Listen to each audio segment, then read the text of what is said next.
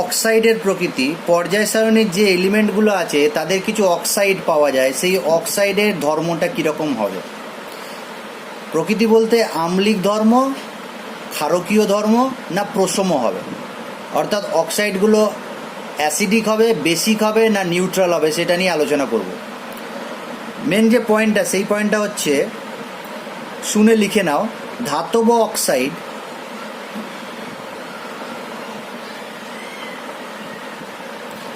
আম্লিক ক্ষারীয় প্রকৃতির হয়। ধাতব অক্সাইড ক্ষারীয় প্রকৃতির হয়, সাধারণত ক্ষারীয় প্রকৃতির।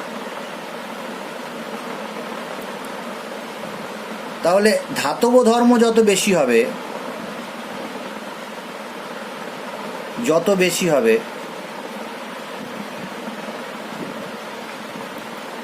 ক্ষারকীয়তা কী হবে, তত বেশি হবে। ক্ষারীয় ধর্ম তত বেশি হবে। আবার অধাতব অক্সাইডগুলো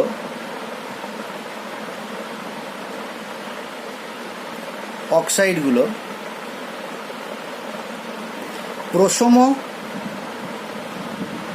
বা আম্লিক প্রকৃতির হয়।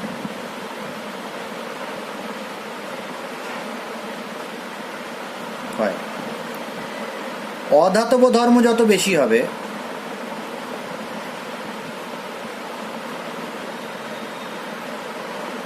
হবে আম্লিক ধর্ম তত বেশি হবে বা আম্লিকতা তত বেশি হবে।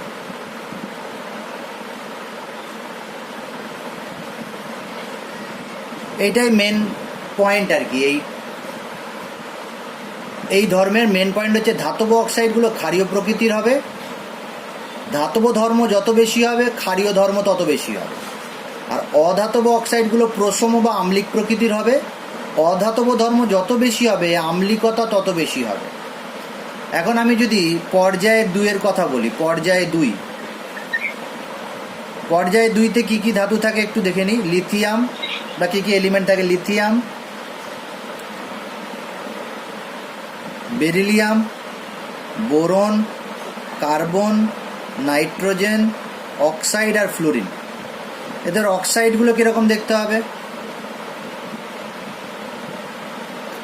Lithium oxide, beryllium oxide, boron oxide, carbon dioxide, nitrogen penta oxide, অক্সিজেনটা ড্যাশ, F2O, এগুলো হয়ে গেল অক্সাইডের প্রকৃতি, এই অক্সাইড। এবার বাম দিক থেকে ডান দিকে কোন ধর্মটা বাড়ছে আর কোন ধর্মটা কমছে। অধাতব ধর্ম বৃদ্ধি পাচ্ছে, ধাতব ধর্ম হ্রাস পাচ্ছে। এখন তোমাকে যদি জিজ্ঞাসা করা হয় এই অক্সাইডগুলোর মধ্যে সবচেয়ে তীব্র ক্ষার ধর্ম কার হবে, বলো Li2O হবে তীব্র ক্ষারীয়। লিথিয়াম অক্সাইড হচ্ছে তীব্র ক্ষারীয়। আর তীব্র আম্লিক কোনটা হবে,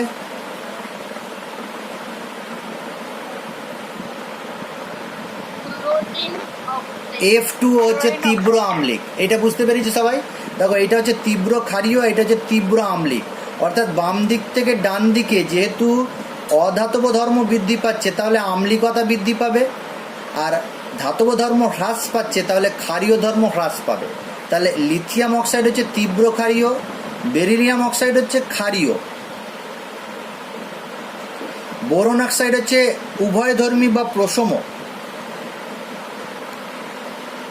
উভয়ধর্মী। কার্বন ডাইঅক্সাইড হচ্ছে মৃদু আম্লিক, নাইট্রোজেন পেন্টক্সাইড হচ্ছে আম্লিক, আর ফ্লুরিনের যে অক্সাইড আছে সেটা হচ্ছে তীব্র আম্লিক। বুঝতে পেরেছি ব্যাপারটা? আরেকটা পর্যায় দিয়ে বলি, পর্যায় 3 দিয়ে বলছি আমি। Sodium oxide, magnesium oxide, aluminium oxide, silicon dioxide, phosphorus pentoxide, sulphur dioxide বা সালফার ট্রাই অক্সাইড আর ক্লোরিনের অক্সাইড O7। তাহলে সোডিয়াম অক্সাইড থেকে ক্লোরিনের যে অক্সাইড আছে সবচেয়ে তীব্র ক্ষারীয় কোনটা হবে? এটা তীব্র ক্ষারীয়, তীব্র ক্ষারীয়। এরপরটা কি হবে? ক্ষারীয়। এরপরটা উভয়ধর্মী। এরপরটা হবে আম্লিক বা মৃদু আম্লিক, মৃদু আম্লিক। এটা হচ্ছে আম্লিক। সালফার ট্রাইঅক্সাইড হচ্ছে তীব্র আম্লিক। আর Cl2O7টা কি হবে? অতি তীব্র আম্লিক, অতি তীব্র আম্লিক।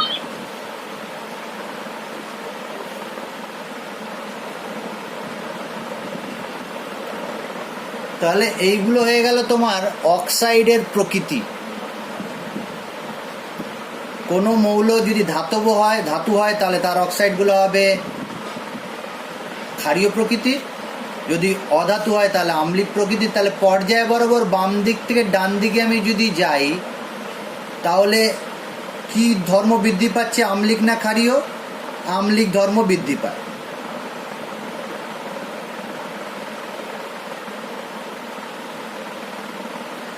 অধাতব ধর্ম বৃদ্ধি পায় বলে আম্লিক ধর্ম বৃদ্ধি পায়, ক্ষার ধর্ম হ্রাস পায়।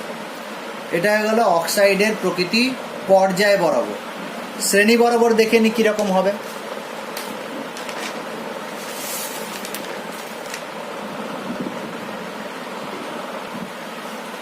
একটা শ্রেণী ধরলাম, প্রথম শ্রেণীটাই ধরি, 1 নম্বর শ্রেণী। কে আছে? লিথিয়াম, সোডিয়াম, পটাশিয়াম, রুবিডিয়াম আর সিজিয়াম। তাদের অক্সাইডগুলো কেমন দেখতে হবে দেখে নিন। Li2O, Na2O, K2O, Rb2O, CS2O। এখন যদি জিজ্ঞাসা করা হয় ওপর থেকে নিচের দিকে কোন ধর্ম বাড়বে, আম্লিক ধর্ম বাড়বে না ক্ষারীয় ধর্ম বাড়বে? ক্ষারীয় ধর্ম। যেহেতু উপর থেকে নিচের দিকে ধাতব ধর্ম কি হয়?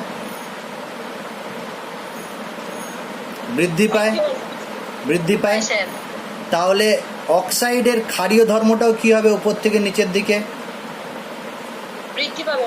একদম ঠিক, ক্ষারীয় ধর্ম বৃদ্ধি পাবে। তাহলে এদের মধ্যে মৃদু আম্লিক কোন, মৃদু ক্ষারীয় কোনটা?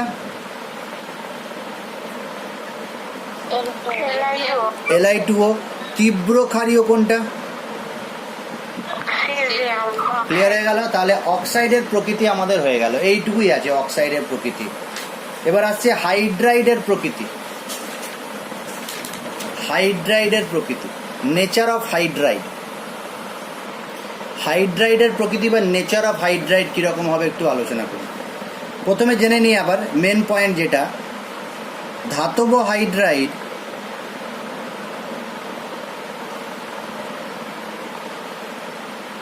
সাধারণত আয়নীয় প্রকৃতির হয়, আয়নীয় প্রকৃতির। যেমন উদাহরণ দিচ্ছি আমি, sodium hydride, calcium hydride, aluminium hydride.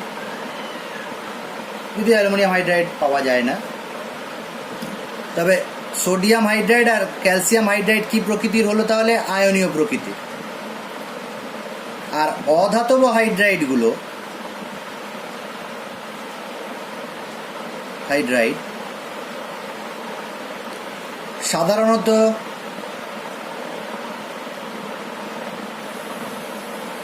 সমযোজী প্রকৃতির হয়।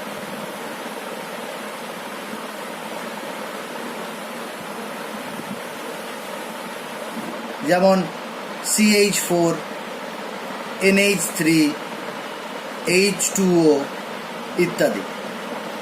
তাহলে কি জেনে গেলাম? ধাতব হাইড্রাইড হয় আয়নীয় প্রকৃতির, আর অধাতব হাইড্রাইডগুলো হয় সমযোজী প্রকৃতি, মানে কোভ্যালেন্ট নেচার, আর এটা আয়নিক নেচার।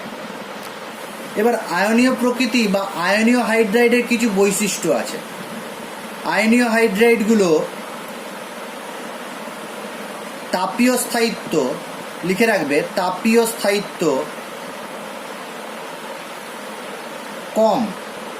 আয়নীয় হাইড্রাইডের তাপীয় স্থায়িত্ব কম, অর্থাৎ এটা খুব সহজেই ভেঙে যায়। এদের বিজারণ ধর্ম বেশি, বিজারণ ধর্ম বেশি, ঠিক আছে। সমযোজী হাইড্রাইডগুলো কি, তাপীয় স্থায়িত্ব বেশি,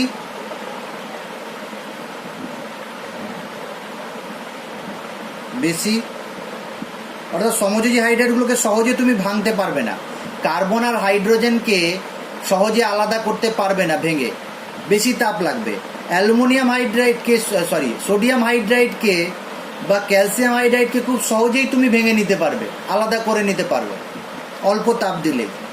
যেহেতু অল্প তাপ দিলেই হাইড্রাইডটা বেরিয়ে যাচ্ছে, অর্থাৎ Na+ আর H- হয়ে যাচ্ছে, তাহলে হাইড্রোজেন যেহেতু খুব সহজেই সে ত্যাগ করে দিচ্ছে, তাহলে বিজারণ ধর্ম বেশি হবে।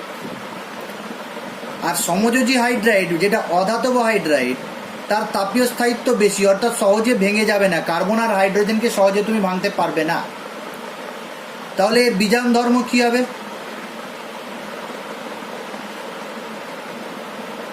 কম হবে, কম হবে। তাহলে এই পয়েন্টটা মাথায় রাখলাম। এখন পর্যায় আর শ্রেণী বরাবর আমি দেখব কীরকম পরিবর্তন হয়।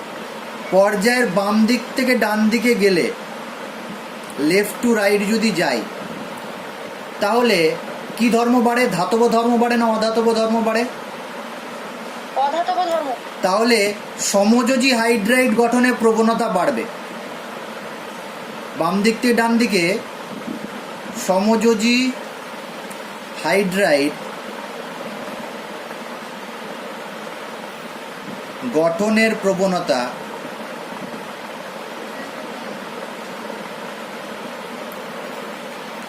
বৃদ্ধি পাবে, বা বলতে পারি অধাতব ধাতব হাইড্রাইড অর্থাৎ আয়নীয় হাইড্রাইড গঠনের প্রবণতা হ্রাস পাবে। আর কি বৃদ্ধি পাবে বাম দিক থেকে ডান দিকে? তাপীয় স্থায়িত্ব কি হবে? হাইড্রাইডগুলোর তাপীয় স্থায়িত্ব বেশি হবে, তাপীয় স্থায়িত্ব বৃদ্ধি পাবে। বিজারণ ধর্ম কি হবে?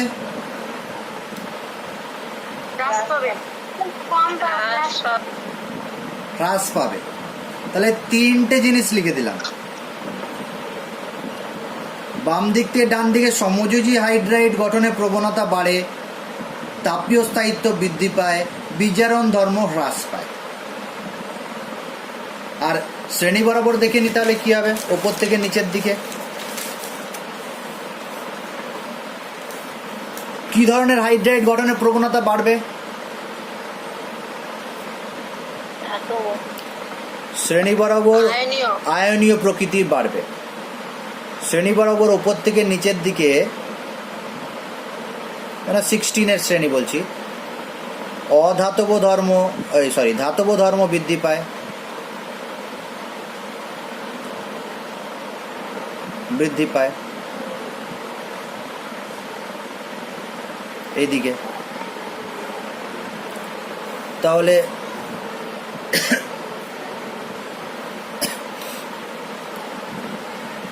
আয়নীয় হাইড্রাইড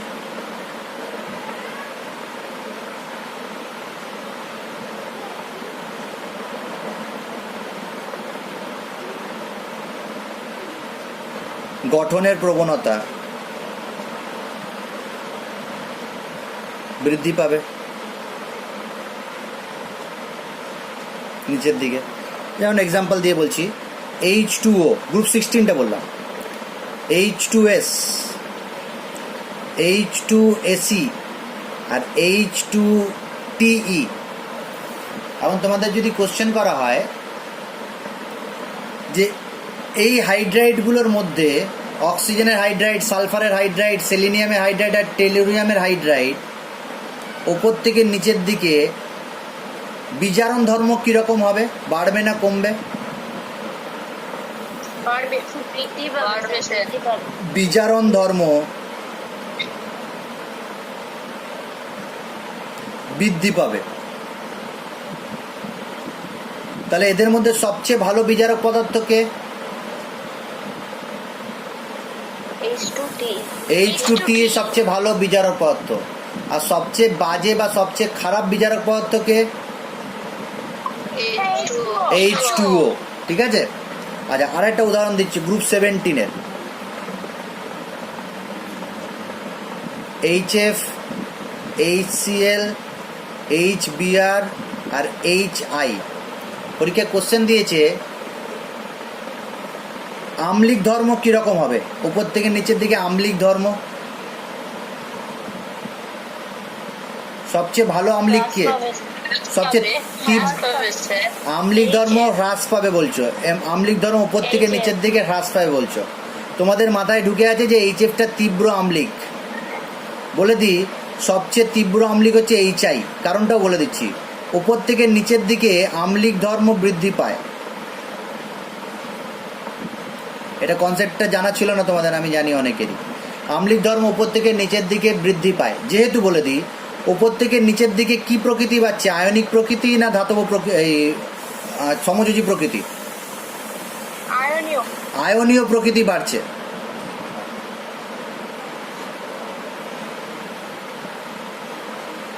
আয়নীয় প্রকৃতি বৃদ্ধি পাচ্ছে হাইড্রাইডের কিন্তু। হ্যাঁ, তাহলে যদি আয়নীয় প্রকৃতি বৃদ্ধি পায় তাহলে তাপীয় স্থায়িত্ব কি হবে? তাপীয় স্থায়িত্ব হ্রাস পাবে। তাপীয় স্থায়িত্ব যদি হ্রাস পায় তাহলে দেখো সহজে দেখো ভেঙে যাবে। কোনটা সহজে ভেঙে যাবে? HI সহজে ভাঙবে। HI যদি সহজে ভেঙে যায় তাহলে H+ আয়ন দেবে। তাহলে সবচেয়ে তাড়াতাড়ি H+ আয়ন কে দেবে? যার তাপীয় স্থায়িত্ব সবচেয়ে কম। তাহলে তাপীয় স্থায়িত্ব সবচেয়ে কম কার? HI। তাহলে সবচেয়ে বেশি H+ কে দেবে? HI। আরও সহজভাবে বুঝিয়ে দিচ্ছি, H আর F যে বন্ধনটা আছে, HF, এটা স্ট্রং বন্ড না উইক বন্ড?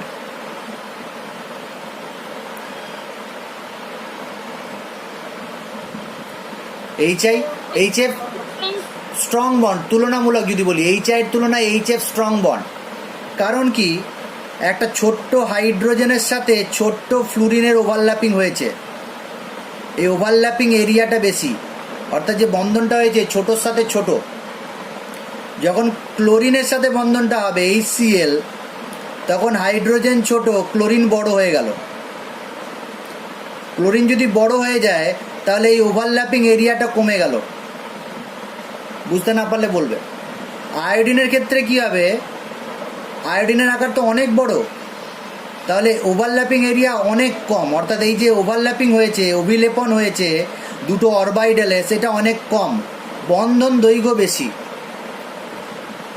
যদি বলি HF, HCl, HBr আর HI সবচেয়ে বেশি বন্ধন দৈর্ঘ্য কার? HI এর বন্ধন দৈর্ঘ্য সবচেয়ে বেশি। তাহলে সবচেয়ে দুর্বল বন্ধন কোনটা? HI সবচেয়ে দুর্বল বন্ধন। সবচেয়ে তাড়াতাড়ি কে ভেঙে যাবে H+ আর I-এ? H+ আর X- HI। তাহলে তীব্র আম্লিক হচ্ছে এইটা। তাহলে বাম শ্রেণী বরাবর ওপর থেকে নিচের দিকে এলে হাইড্রাইডগুলোর আম্লিক ধর্ম বৃদ্ধি পায়। সবচেয়ে তীব্র আম্লিক হচ্ছে HI, সবচেয়ে মৃদু আম্লিক হচ্ছে HF। এই গ্রুপের মধ্যে বলছি, HF নিজে একটা তীব্র আম্লিক, HCl আম্লিক, তীব্র আম্লিক, HBrও তীব্র আম্লিক, HIও তীব্র আম্লিক। কিন্তু এদের মধ্যে যদি তুলনা করি, সবচেয়ে বেশি H+ কে দেয়? HI সবচেয়ে বেশি H+ দেয়।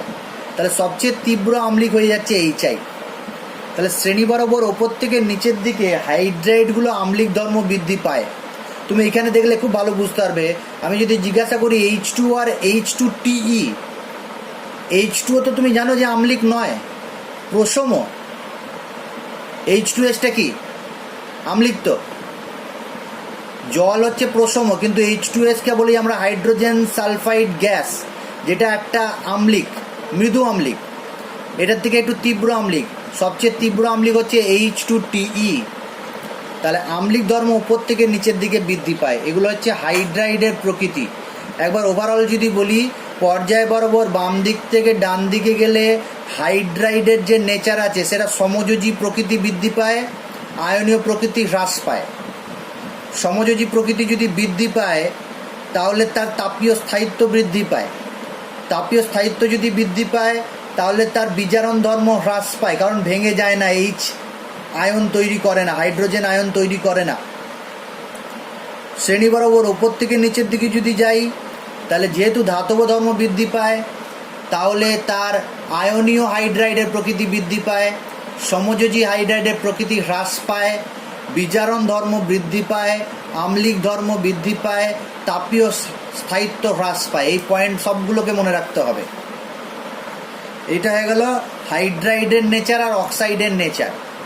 তোমাকে মানে একটা কোশ্চেন দেওয়া হয়েছে যে নিম্নলিখিত অক্সাইডগুলোকে ক্ষারকীয়তার ক্রম অনুযায়ী সাজাও।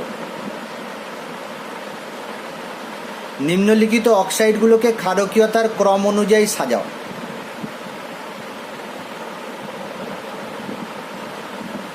এটা দিয়েছে, নিম্নলিখিত অক্সাইডগুলোকে ক্ষারকীয়তার ক্রম অনুযায়ী সাজাবে। ঊর্ধ্বক্রমে সাজাতে বলতে পারে, অধক্রমে বলতে পারে। আমি যেমন তোমাকে বললাম যে অধক্রমে সাজাও, সবচেয়ে তীব্র ক্ষারকে আগে লেখো, সবচেয়ে মৃদু ক্ষারকে পরে লেখো। দেখো সব অক্সাইড দিয়েছে, আমি হাইড্রাইডকে কিন্তু এর মধ্যে দিইনি। তাহলে তুমি সবারই আগে কাকে লিখবে? তীব্র ক্ষার কোনটা এদের মধ্যে? লিথিয়াম অক্সাইডকে তুমি সবারই আগে লিখে দিলে, গ্রেটার দেন। তারপরে কাকে লিখবে? বেরিলিয়াম অক্সাইডকে লিখবে। তারপর কাকে লিখবে?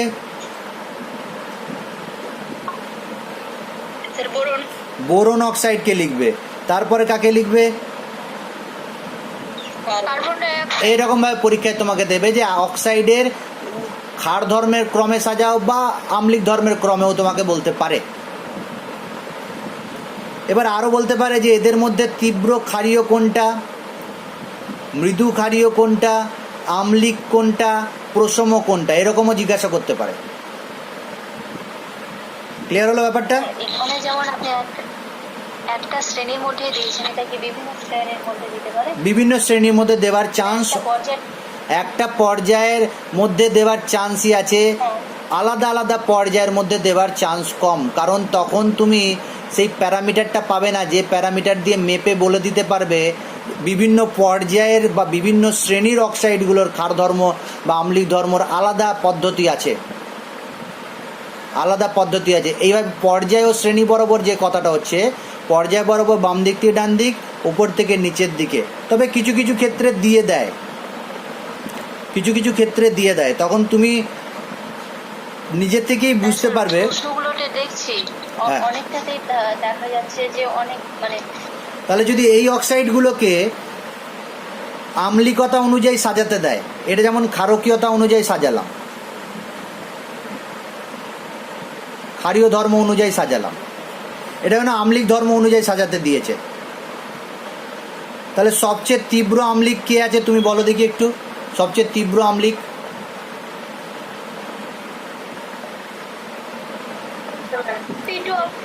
Cl2O7, সবচেয়ে তীব্র আম্লিক। তারপর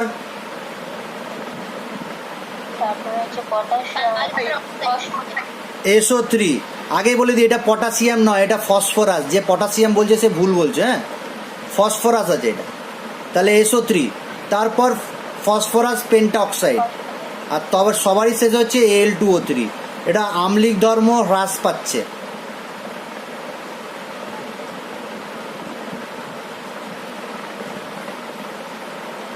এটা ক্ষার ধর্ম হ্রাস পাচ্ছে।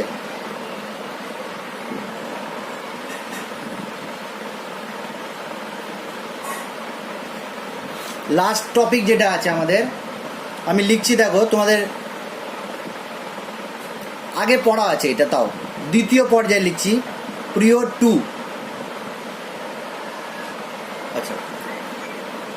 পিরিয়ড 2 গ্রুপ 1 কে থাকে লিথিয়াম, পিরিয়ড 2 গ্রুপ 2-তে থাকে বেরিলিয়াম, 13-এ থাকে বোরন, 14-এ থাকে সিলিকন। লিথিয়ামের নিচে কে থাকে সোডিয়াম, পিরিয়ড 3 গ্রুপ 1। বেরিলিয়ামের নিচে কে থাকে ম্যাগনেসিয়াম, বোরনের নিচে অ্যালুমিনিয়াম, সিলিকনের নিচে ভুল বললাম, এখানে কার্বন আছে, হ্যাঁ কার্বন, কার্বনের নিচে সিলিকন। এখন দেখো দুটো পর্যায় 2 আর 3 আর পাশাপাশি শ্রেণী, দ্বিতীয় পর্যায় আর তৃতীয় পর্যায় আর পাশাপাশি শ্রেণী। একটা জিনিস আমরা জানি যে শ্রেণী বরাবর উপর থেকে নিচের দিকে যে মৌলগুলো থাকে তাদের ধর্মের মিল থাকে, অর্থাৎ একই শ্রেণীতে উপস্থিত মৌলগুলো ধর্মের মিল থাকে। কিন্তু দেখা যাচ্ছে লিথিয়ামের সাথে ম্যাগনেসিয়ামের ধর্মে প্রচুর মিল পাওয়া যাচ্ছে, বেরিলিয়ামের সাথে অ্যালুমিনিয়ামের মৌলের প্রচুর মিল পাওয়া যাচ্ছে, বোরনের সাথে সিলিকনের প্রচুর মিল পাওয়া যাচ্ছে। অর্থাৎ শ্রেণী বরাবর মৌলের তো মিল থাকেই, কিন্তু এক্ষেত্রে কি দেখছি দ্বিতীয় তৃতীয় পর্যায়ের পাশাপাশি যে মৌলগুলো আছে তাদের এই বরাবর, অর্থাৎ দ্বিতীয় তৃতীয় পর্যায়ে পাশাপাশি শ্রেণীগুলোকে যদি আমি বর্গক্ষেত্র কল্পনা করি, এটা না একটা বর্গক্ষেত্র কল্পনা করলাম, এটা বর্গক্ষেত্র কল্পনা করলাম, এটা বর্গক্ষেত্র কল্পনা করলাম, কর্ণ বরাবর যে মৌলগুলো আছে তাদের ধর্মের মিল পাওয়া যাচ্ছে কর্ণ বরাবর। আচ্ছা, এখান থেকে একটা স্টুডেন্টদের কোশ্চেন হয়, স্যার এইটা যেমন কর্ণ এটাও তো কর্ণ, বাঁ দিকেরগুলোও তো কর্ণ, তবে বলে দিই ডান দিকের কর্ণ বরাবর, অর্থাৎ লিথিয়ামের সাথে ম্যাগনেসিয়াম, বেরিলিয়ামের সাথে অ্যালুমিনিয়াম আর বোরনের সাথে সিলিকন, এদের মিলটা এত বেশি দেখা যায় যে লিথিয়ামের সাথে সোডিয়ামের যা ধর্মের মিল আছে তার থেকে বেশি লিথিয়ামের সাথে ম্যাগনেসিয়ামের ধর্মের মিল আছে, বেরিলিয়ামের সাথে ম্যাগনেসিয়ামের ধর্মের যা মিল আছে তার থেকে বেশি বেরিলিয়ামের সাথে অ্যালুমিনিয়ামের ধর্মের মিল আছে। ঠিক একই রকমভাবে বোরনের সাথে সিলিকনের ধর্মের অনেক বেশি মিল আছে। এই যে মিলটা আছে, এই যে সম্পর্কটা আছে, এই সম্পর্কটাকে কি বলে? কর্ণ সম্পর্ক, কর্ণ সম্পর্ক, ডায়াগোনাল রিলেশনশিপ।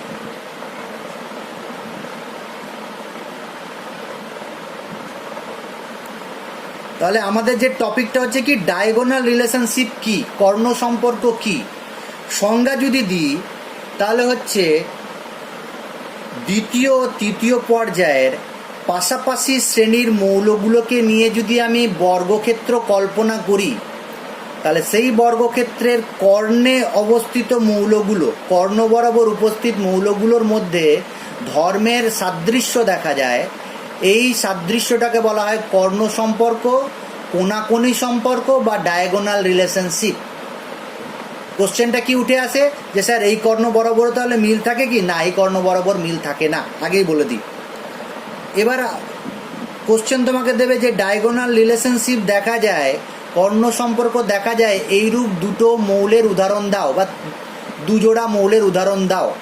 তখন লিথিয়াম ম্যাগনেসিয়াম দিলে বা বেরিলিয়াম অ্যালুমিনিয়াম দিলে বা বোরন সিলিকন দিলে।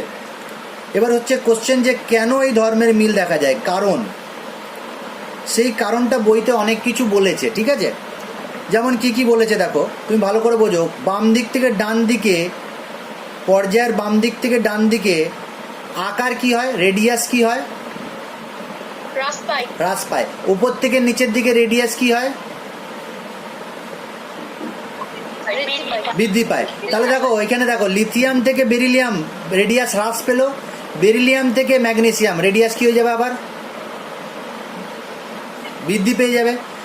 তাহলে এই দিকে হ্রাস পাচ্ছে, এই দিকে বৃদ্ধি পেয়ে যাচ্ছে।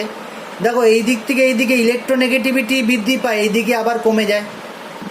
আয়োনাইজেশন এনার্জি বৃদ্ধি পায়, এই দিকে আবার কমে যায়। তাহলে সমস্ত ধর্মগুলো কি বাম দিক থেকে ডান দিকে যেমন বৃদ্ধি পায়, উপর থেকে নিচের দিকে হ্রাস পায়। এইগুলোর জন্যই এই কর্ণ বরাবর যে দুটো মৌলগুলো আছে দ্বিতীয় তৃতীয় পর্যায় আর দেখা যায় না, চতুর্থ পঞ্চম পর্যায়ের ক্ষেত্রে দেখা যায় না। যখনই ডি ব্লক মৌল, সন্ধিগত মৌল চলে আসে দেখা যায় না। 14 পরে আর এই ধর্ম দেখা যায় না, যেগুলো দেখা যায় সেগুলো আলোচনা করছি। তাহলে এর কারণটা কি? এর কারণটাকে বলা হচ্ছে, মানে কর্ণ সম্পর্কে মেন যে কারণ সেটাকে বলি, একটা প্যারামিটার আছে, নাম হচ্ছে আয়োনিক পোটেনশিয়াল। আয়োনিক পোটেনশিয়াল নাম শুনেছি আগে? আয়নীয় বিভব, আয়নীয় বিভব একটা তোমরা জানো, সেটা হচ্ছে আয়নায়ন বিভব, আয়োনাইজেশন পোটেনশিয়াল। এটা কিন্তু আয়নিক পোটেনশিয়াল, যেটাকে ফাই দিয়ে চিহ্নিত করা হয়। ফাই, ফাই সমান কি? ফাই সমান হচ্ছে ক্যাটায়নের আধান বাই ক্যাটায়নের ব্যাসার্ধ। ব্যাসার্ধ তার মানে আমি ছোট করে যদি লিখি, ফাই সমান হলো charge by radius, E by R. কার চার্জ কার রেডিয়াস? ক্যাটায়নের চার্জ ক্যাটায়নের রেডিয়াস। যদি আয়নিক পোটেনশিয়ালের মান যদি কারো ক্ষেত্রে বেশ সমান হয়ে যায়, তাহলে তাদের ধর্মের অনেক সাদৃশ্য দেখা যায়, অনেক মিল দেখা যায়। লিথিয়াম প্লাসের ক্ষেত্রে যদি তুমি ফাই বের করো, মানে ফাই লিথিয়াম প্লাস, তাহলে কার সাথে মিল দেখা যাবে সেই ফাইটার? ফাই ম্যাগনেসিয়াম 2+ সাথে মিল দেখা যাবে, প্রায় সমান। ফাই বেরিলিয়াম 2+ কার সাথে সমান? ফাই অ্যালুমিনিয়াম 3+ সাথে সমান। অর্থাৎ লিথিয়ামের ম্যাগনেসিয়ামের আয়নিক পোটেনশিয়াল, বেরিলিয়াম অ্যালুমিনিয়ামের আয়নিক পোটেনশিয়াল, বোরন সিলিকনের আয়নিক পোটেনশিয়াল প্রায় সমান হয়, তাই এদের ধর্মের সাদৃশ্য দেখা যায়, কর্ণ সম্পর্ক দেখা যায়। তুমি এটা বলতে পারো, বা তুমি বলতে পারো ইলেকট্রোনেগেটিভিটি দিয়ে, আয়োনাইজেশন এনার্জি দিয়ে, রেডিয়াস দিয়ে। তবে এইটা অনেক ভালো, এইটাই মেন প্যারামিটার, পরিমাপক, যেটা দিয়ে পরিমাপ করা হয় কর্ণ সম্পর্কের কারণ। আচ্ছা, আমি বারবার বলছি যে ধর্মের মিল দেখা যায়, ধর্মের মিল দেখা যায়, যদিও আমাদের এইচএসের কোশ্চেন নয় যে কি কি ধর্মের মিল দেখা যায় লিথিয়ামের সাথে ম্যাগনেসিয়ামের, তবে গ্র্যাজুয়েশনের এই ব্যাপারটা আছে। একটু বলে দিই যে কি ধর্মের মিল দেখা যায়। যেমন আমি লিথিয়াম আর ম্যাগনেসিয়াম দিয়ে উদাহরণটা তোমাদেরকে বলছি। লিথিয়াম যে মৌলটা আছে, সেই মৌলটা যদি তুমি দহন করো, আগুনে দাও, তাহলে উজ্জ্বল শিখায় লিথিয়াম মৌলটি উজ্জ্বল শিখায়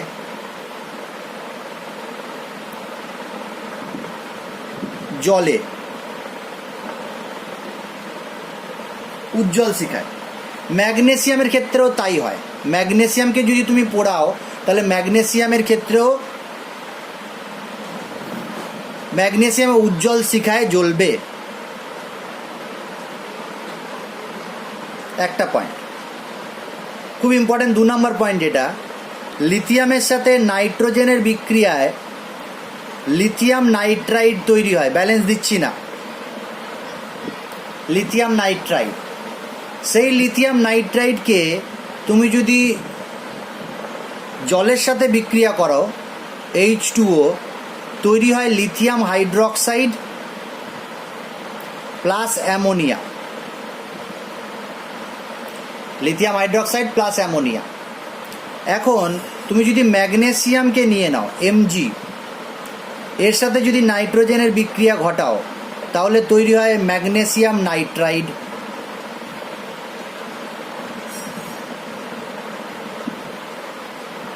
ম্যাগনেসিয়াম নাইট্রাইড। সেই ম্যাগনেসিয়াম নাইট্রাইডকে তুমি যদি জলের সাথে বিক্রিয়া ঘটাও,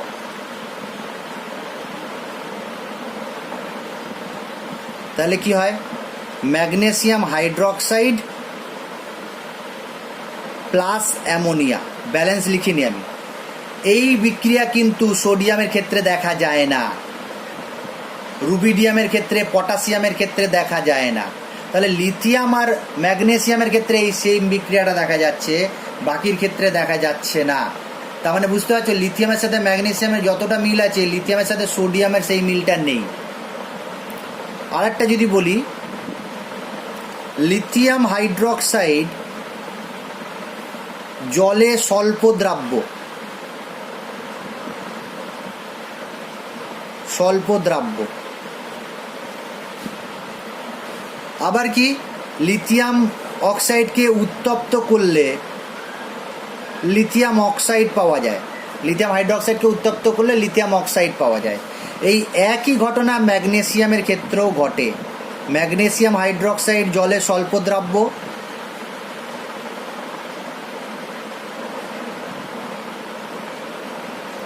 এবং